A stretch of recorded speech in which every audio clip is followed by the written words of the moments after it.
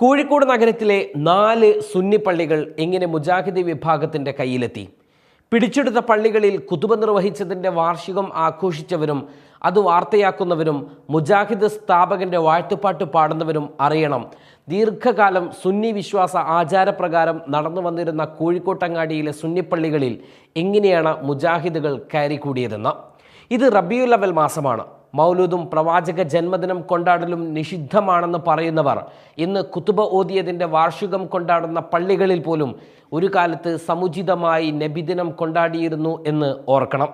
കോഴിക്കോട്ടെ പ്രമുഖമായ 4 പള്ളികൾ: 1 പാളയത്തെ മാനാഞ്ചിറയിലെ പട്ടാളപ്പള്ളി, 2 പാളയം മുഹിയുദ്ദീൻ പള്ളി, 3 വലിയങ്ങാടി ഖലീഫ മസ്ജിദ്, 4 ഇടിയങ്ങരയിലെ ഷാദുലി പള്ളി. ഈ 4 പള്ളികളും മുജാഹിദ് വിഭാഗങ്ങൾ കയ്യേറിയ സുന്നി പള്ളികളായിരുന്നു. വീണ്ടും ഒരു നബിദിന മാസം സമാഗതമാകുമ്പോൾ പഴയ ഓർമ്മകളുടെ ചരിത്രങ്ങളിൽ റബീഉൽ അവലിൻ്റെ തിളക്കവുമുണ്ട് ആ പള്ളികളിൽ. ഒരു കാലത്ത് റബീഉൽ അവലിൽ പ്രവാചക പ്രകീർത്തനവും മൗലിദ് സദസ്സുകളുമായി ഭക്തിസാന്ദ്രമായിരുന്നു. സുന്നികളിൽ നിന്ന് പിടിച്ചെടുത്ത പള്ളികളിൽ നിന്ന് ഇത്തരം അനാചാരങ്ങൾ നിർത്തലാക്കി എന്ന് മുജാഹിദ് വിഭാഗം സമ്മേളനത്തോട് അനുബന്ധിച്ച് പുറത്തിറക്കിയ സുവനീറുകളിൽ വ്യക്തമാക്കിയത്. 1967 ജൂലൈ 2 വൈകിട്ട് 7 പാളയം മുഹിയുദ്ദീൻ പള്ളി മഹല്ലി കമ്മിറ്റി കോഴിക്കോട് ടൗൺ ഹാളിൽ നബിദിന യോഗം നടത്തിയിരുന്നു. മുസ്ലിം ലീഗ് അധ്യക്ഷൻ സയ്യിദ് അബ്ദുറഹ്മാൻ ബാഫക്കി തങ്ങളുടെ അധ്യക്ഷതയിൽ ഉദ്ഘാടനം നിർവഹിച്ചത്. അന്ന് വൈകിട്ട് നബിദിനാഘോഷ പരിപാടികളും നടന്നു. വിവിധ നഗരങ്ങളിലെ പള്ളികൾ തിരുനബിയുടെ ജന്മദിനത്തോടനുബന്ധിച്ച് അലങ്കരിക്കുകയും മൗലിദ് സദസ്സും ഭക്ഷണ വിതരണവും നടത്തുമ്പോഴും നഗരത്തിലെ പ്രധാന പള്ളികളിൽ പ്രവാചക പ്രകീർത്തനത്തിൻ്റെ മാറ്റൊലി ഇപ്പോൾ കേൾക്കാനില്ല. അലങ്കാരങ്ങളോ മൗലിദ് സദസ്സുകളോ ഇല്ല. ഒരു കാലത്തെ വിശ്വാസികളുടെ മനസ്സിൽ വിസ്മരിക്കാനാകാത്ത നബിദിന ഓർമ്മകളുണ്ട് ഇവിടെ. ആ കാലത്ത് പാളയത്തെ മുഹിയുദ്ദീൻ പള്ളിയിൽ റാത്തീബ് ഖാന തന്നെ ഉണ്ടായിരുന്നു. അവിടെ മൗലിദ്, റാത്തീബ്, മാലപ്പാട്ട്, ദിക്ർ ഹൽക്ക തുടങ്ങിയവയൊക്കെയും സജീവമായിരുന്നു.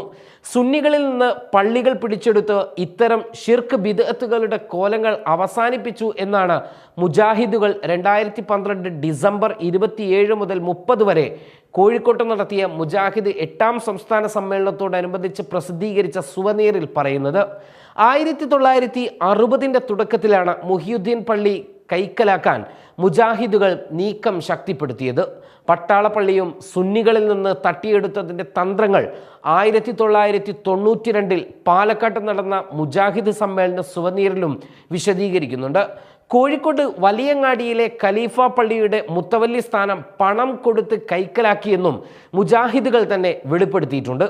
പട്ടാളപ്പള്ളിയിൽ നബാത്തി കുത്തുബക്ക് പകരം മലയാളത്തിലുള്ള കുത്തുബ നടത്തുകയും ജുമക്ക് ഒരു ബാങ്ക് മാത്രമാക്കുകയും നിസ്കാരശേഷമുള്ള കൂട്ടപ്രാർത്ഥന അവസാനിപ്പിച്ചതിനും പിന്നിൽ അവിടെ കേന്ദ്രീകരിച്ച് പ്രവർത്തിച്ച 60 മുജാഹിദ് ആശയക്കാരാണെന്നും കുഞ്ഞോയി വൈദ്യർ, PS മാമു സാഹിബ് ഉൾക്കൊള്ളുന്ന പള്ളി കമ്മിറ്റിയുടെ നിർദ്ദേശം അന്നത്തെ ഖത്തീബ് മൊയ്തീൻ മൗലവിയെ കൊണ്ട് അംഗീകരിപ്പിച്ചെന്നും 1992 മുജാഹിദ് രേഖകളും വെളിപ്പെടുത്തിയിട്ടുണ്ട്.